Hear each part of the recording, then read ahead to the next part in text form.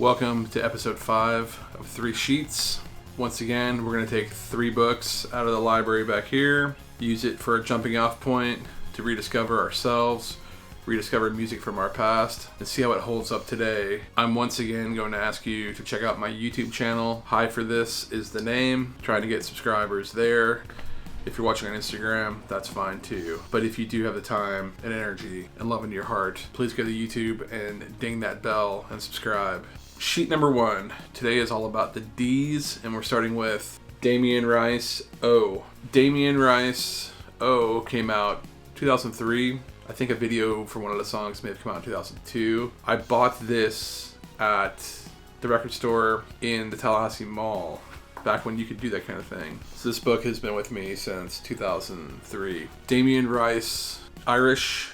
This was a huge record when it came out in Ireland. We used to actually cover Delicate at Bullwinkle's, which is an insane choice for that crowd, but we still did it.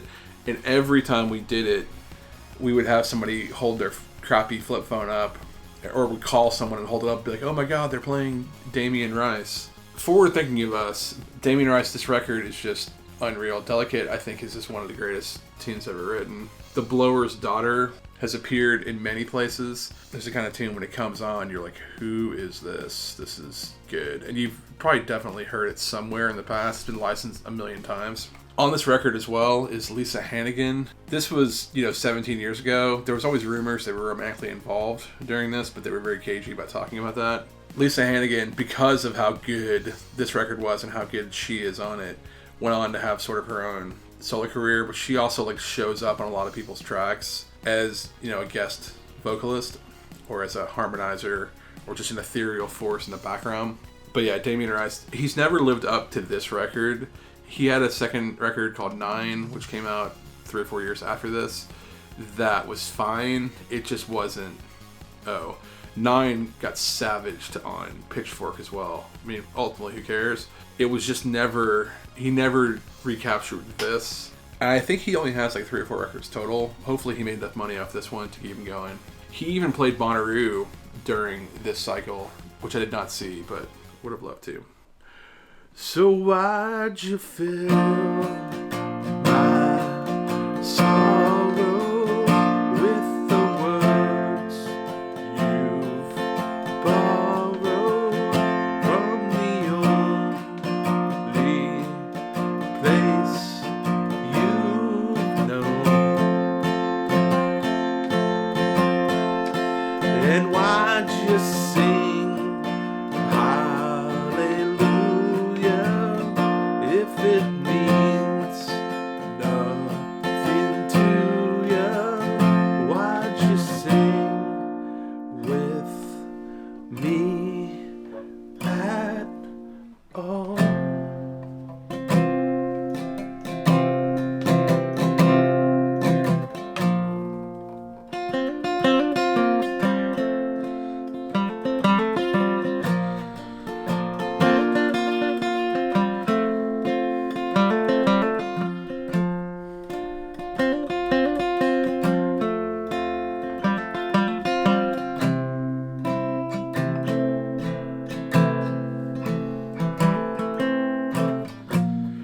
So that tune we covered live at Bullwinkle's. I think we did a lot more ballads than maybe we should have. But on that one, we were just so in love with this record. And I remember getting it, or I think Chris had it and put it on, and hearing the song and being like, oh my god. And we were just so excited about the music we were hearing that we wanted people to hear it.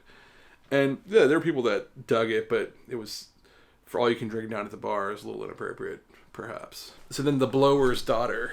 The song, probably his most famous song, and I guarantee most people don't know it's him that sings it. And so it is, just like you said it would be. Life goes easy on me most of the time.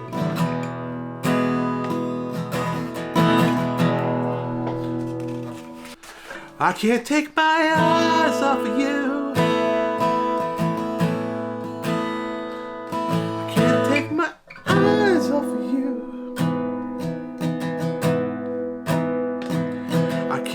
my eyes off of you.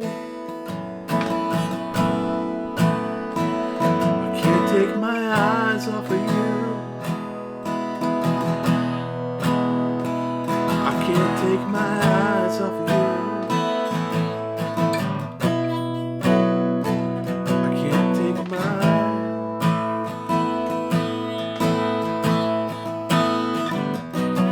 And so it is. And that goes on and on. And at the end, it goes really triumphant with the vocals, which I'm not going to do. I'm going to spare you of that. Just a great record overall. Sheet 2, sticking with the D concept. Dave Matthews Band, Under the Table and Dreaming. It's hard to overstate how important this was to so many of us that play guitar in the late 90s, early aughts, especially if you were in college. You could not go down any street in Tallahassee in 1998 and 99 and not hear Dave Matthews blasting out of somebody's window. I remember walking to the stadium for a football game, and this is around the time before These Crowded Streets was out, and I heard it blasting out of like 4 different windows simultaneously. Dave Matthews Band in the year 2000 was the most popular group on the planet. They sold over 1 million tickets on their tour. I've seen Dave Matthews Band 24 times. I'll still see them again. Saw them a couple summers ago, and it was very much like it was you're on a booze cruise with the crowd. It's kind of has this Jimmy Buffett kind of vibe now, almost like you're at like a Toby Keith concert or something. But there were a couple tunes, especially during Warehouse, which is on this record, where I really felt like, damn, this is still good. It's one of those things, it made way more sense 20 years ago than it does now. I still have a lot of nostalgia for that time period. Chris, the lead singer of Goodbye Picasso, the way me and him originally met was when we were studying abroad in London. He and his roommate had guitars. And I think in casual conversation at one point, I mentioned to Chris I play guitar, and he invited me over. And I went over there, and all we did was play through every Dave Matthews Band song we knew, which was all of them. So we just did that for 2-3 hours, and people started coming over. And that relationship has blossomed since, exists to this day, 20 years now. This was the first major label release for Dave Matthews Band. Heads will, of course, know, remember 2 things came out before this. Yeah, man, Under the Table and Dreaming. We're going to go down to memory lane and play through some of this. Under the Table and Dreaming. There are some serious retro bangers on here. Stuff I remember hearing when I was in high school. And maybe the first one that needs to be pulled out is...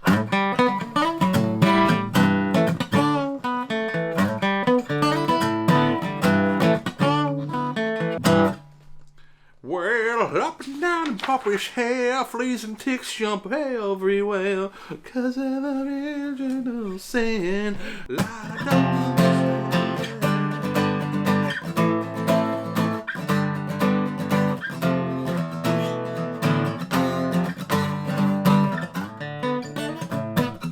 What would you say? I mean, it's just a banger. And then...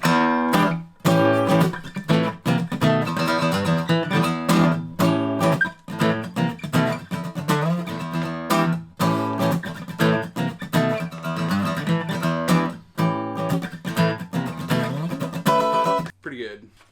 They had music videos for all this stuff too back then that were actually pretty innovative for their time. The next track on the record...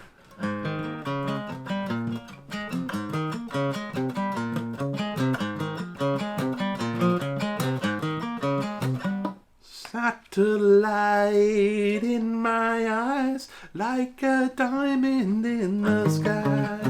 How I wonder, satellite strong from the moon, and the world's a balloon keeping time for the mother.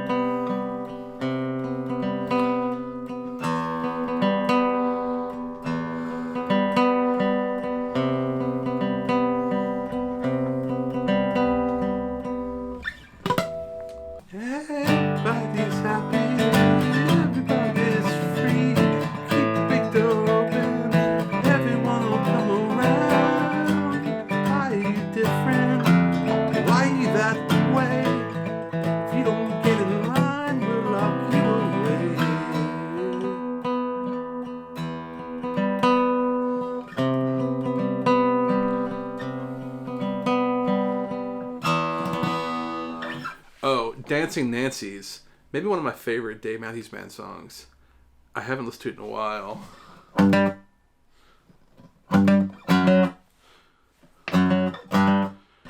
He stands, touch his hair, shoes untied, tongue gaping stare. Could I have been a magnet for money? Could I have been anyone other than me? 23 and so tired of life, such a shame, throw it all away. The images can grow darker still. Or could I have been anyone other than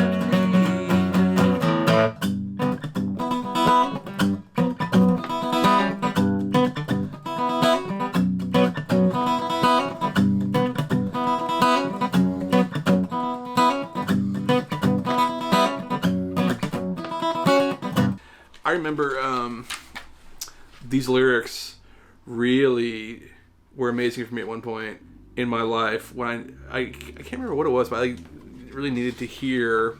Where's the chorus? Look up at the sky, my mouth is open wide. Lick and taste, what's the use in worrying? What's the use in hurrying? Turn and turn, we almost become dizzy. It was just like this meditation that I remember hearing it and being like, oh, you know what? I can handle things.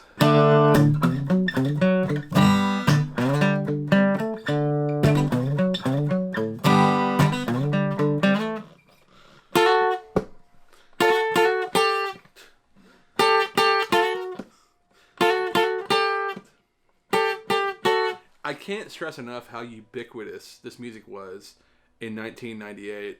Even before that, 1995, 96, 97, this was everywhere. My teenage years, this was everywhere. I would get in somebody's car, this would be playing.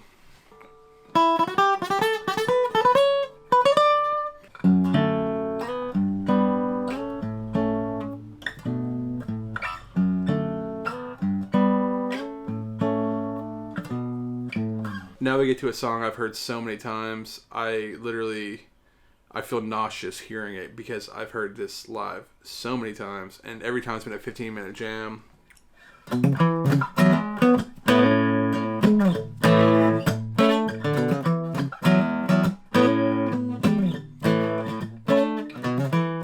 Lately I've been feeling low. Then we get to Warehouse, actually one of the best live songs by far. And even seeing it a couple summers ago was super awesome. And this is different on the record than it is live. Live, you'll just have a little more here.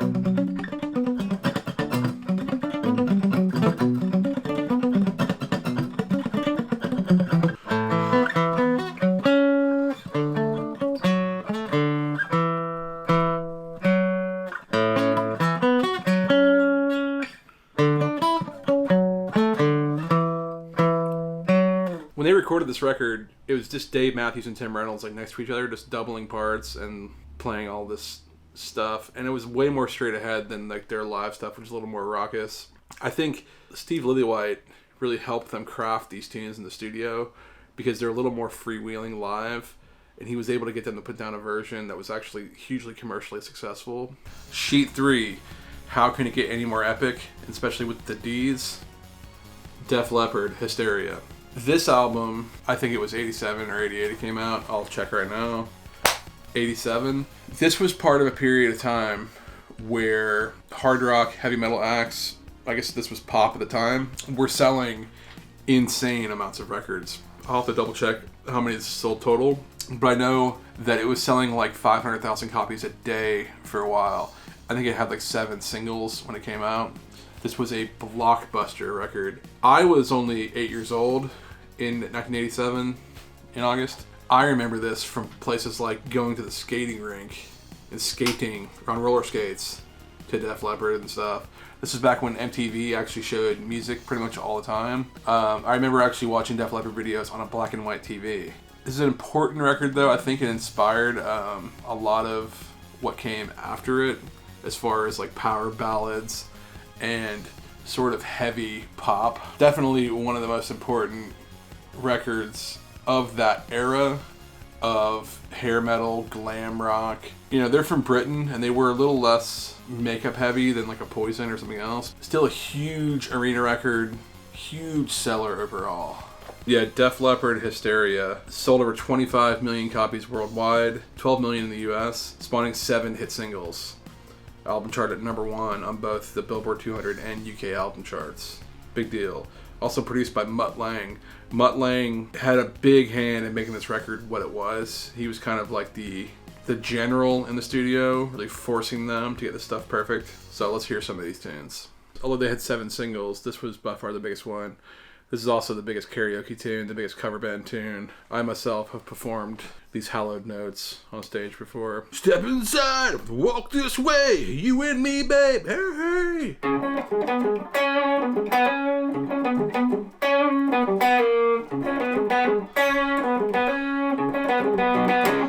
Love is like a bomb, baby, come and get alone. Love is like a red over the way iPhone. Love is like a champ, like a video vamp. Demolition woman, can I be your man? Hey! We'll take the body, shake it up, break the bubble, break it up. Key change. Pour some sugar on me, oh, in the name of love. Pour some sugar on me, oh, come on, find me up. Pour your sugar on me. I can't get enough. I'm hot, sticky, sweet, from my head down to my feet, yeah.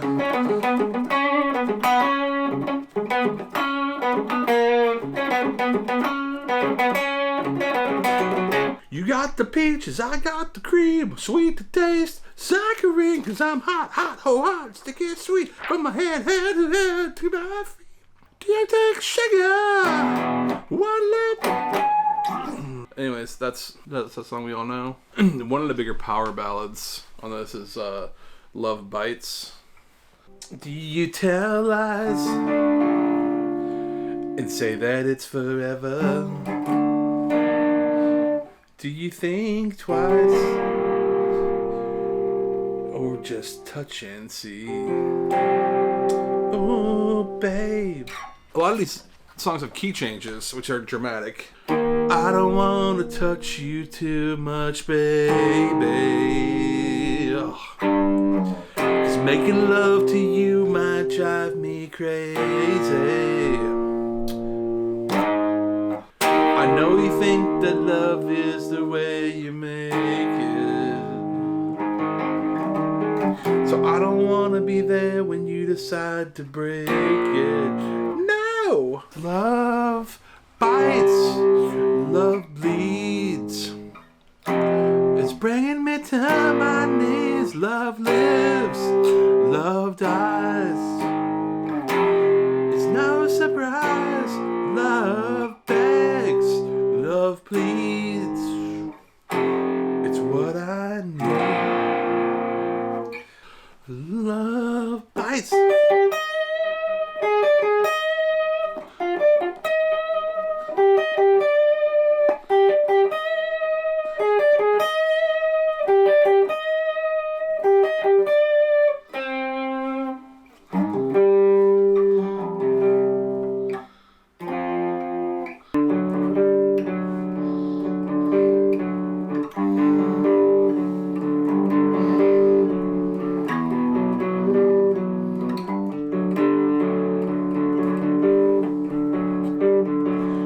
Change. I gotta know tonight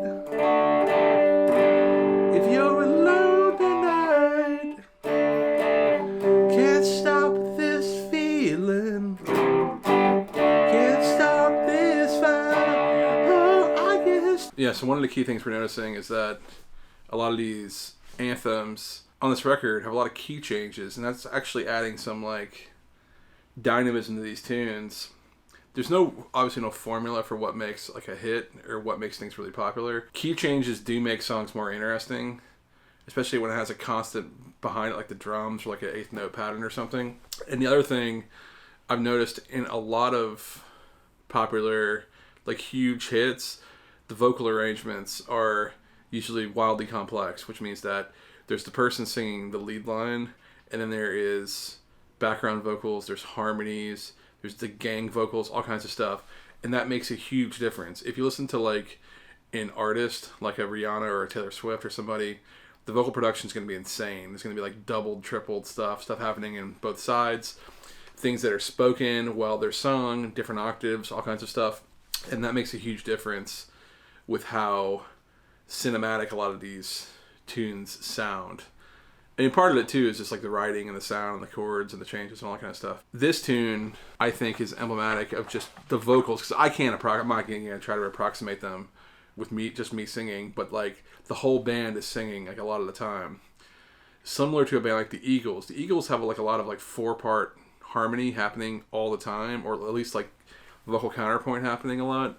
Same with the Beach Boys have a lot of that, and like a lot of these really big arrangements and songs that are on the radio have this kind of stuff. It's actually my theory about why Nickelback is so popular. Nickelback, Chad Kroeger's brother is actually in the band, and they sing harmony almost 100% of the time.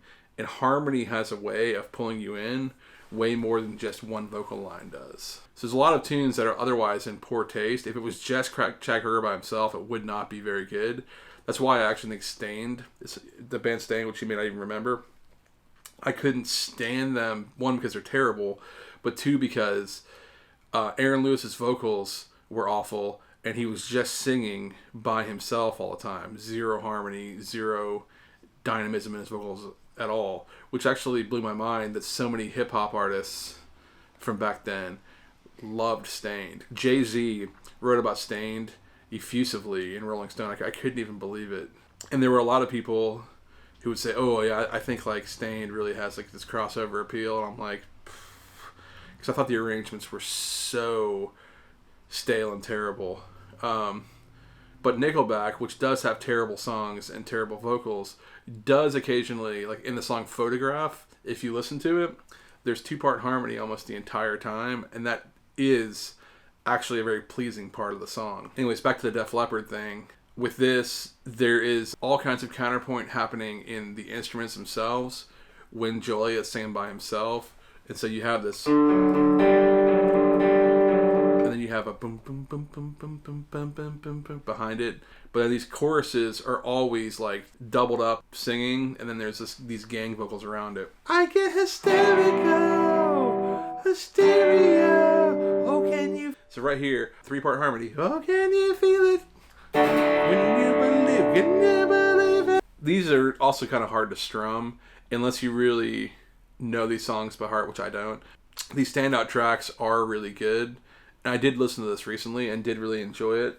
So that is 3 Sheets, episode number 5. Anyways, that's all we have for today. Hope you enjoyed some of that. These are just random books from my library, stuff I've enjoyed in the past and felt like owning. Maybe I'll give Hysteria a listen again pretty soon, the whole thing. You should too. It's actually kind of mind-boggling. This was the era of that, stuff like Bon Jovi. I mean, now their place in the culture is kind of nil. Back when Behind the Music was a huge thing. One of my favorite lines from Bon Jovi's Behind the Music was when they were talking about the Slippery When Wet tour. They toured that record for 2 years straight. He says, we played 6 towns in Louisiana twice, which is insane. And I went and looked at the tour schedule because I actually saw them on the New Jersey tour with my parents back then. And on 1988, I think it was my first concert when I was 9. They played probably 6-7 towns in Tennessee, which is unheard of. Most people come to Nashville or Knoxville, not both. But they played Chattanooga, they played Murfreesboro, they played Memphis, they played every town you could play. Back then, the record industry was a lot different, and these records like this were enormous. So, anyways, talk soon.